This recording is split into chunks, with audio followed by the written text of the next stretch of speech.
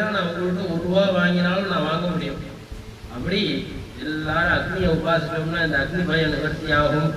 சேனாதிபதி சந்திரன், அப்படி சேனாதிபதி சந்திரனா இருக்கிறதுனால அது ஸ்திரீ கிரகம் சந்திரன்கிறது. அதனால பெண்களுடைய ஆதிக்கம் ஜாஸ்தியா இருக்கும், புருஷாருடைய ஆதிக்கம் குறைஞ்சுட்டே வரும். அப்படி இந்த வருஷம் பெண்களுடைய ஆதிக்கம் ஜாஸ்தியாக இருக்கும். குரு ராஜாவாக இருக்கிறதுனால விவாகங்கள்லாம் நிறைய உண்டாகும், மழைகள் நிறைய உண்டாகும், உணவு நன்றாக இருக்கும்.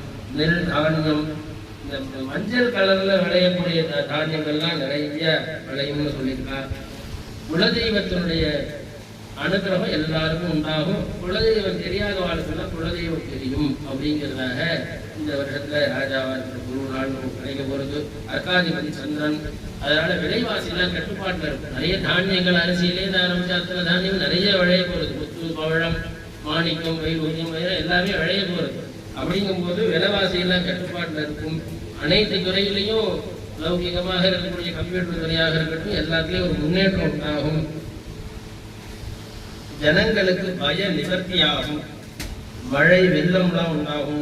பயிர் விளைச்சல் சுபிக்ஷம்லாம் உண்டாகி சுபிக்ஷமா இருக்கும் லோகம் அப்படிங்கிறதாக தெரிகிறது.